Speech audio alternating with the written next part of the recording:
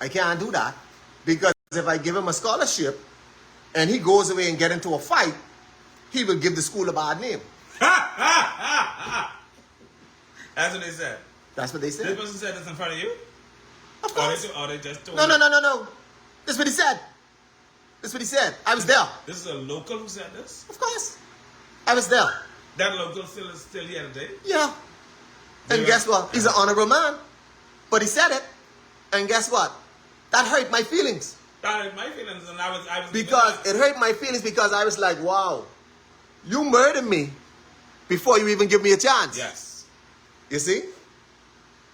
Discipline can be taught. That individual today, when was the last time you saw this individual? On a regular, have you ever had this conversation with him? On a regular basis. Have you ever had this conversation with him?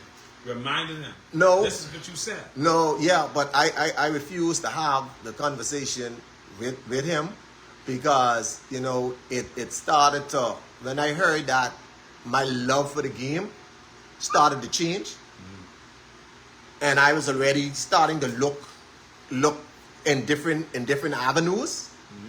I already started to look in different avenues because, to be honest with you, I wanted to be a pilot.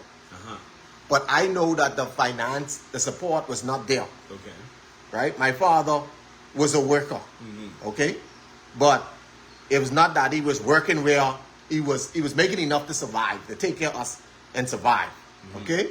So I saw that, you know, that was far-fetched. Okay. But it seemed far-fetched. It seemed. Because it wasn't. It seemed far-fetched. Let me give consideration to what is old to Roxanne, based on the conversations that we've already had. Right. It was not far-fetched.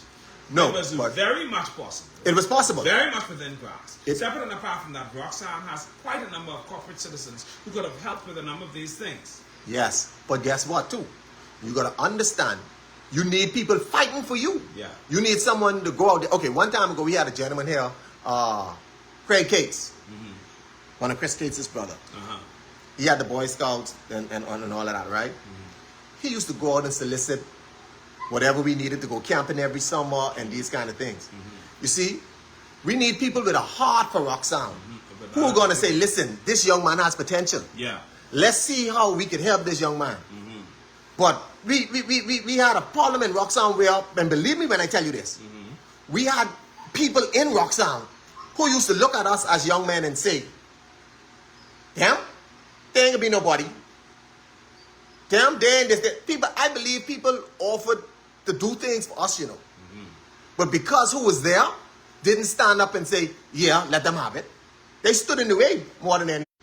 This is what we had in Roxanne. And I can tell you something else too. If you ain't had a certain name in Roxanne, you will never get a scholarship. Wow. Because they will solicit scholarships for them who was people.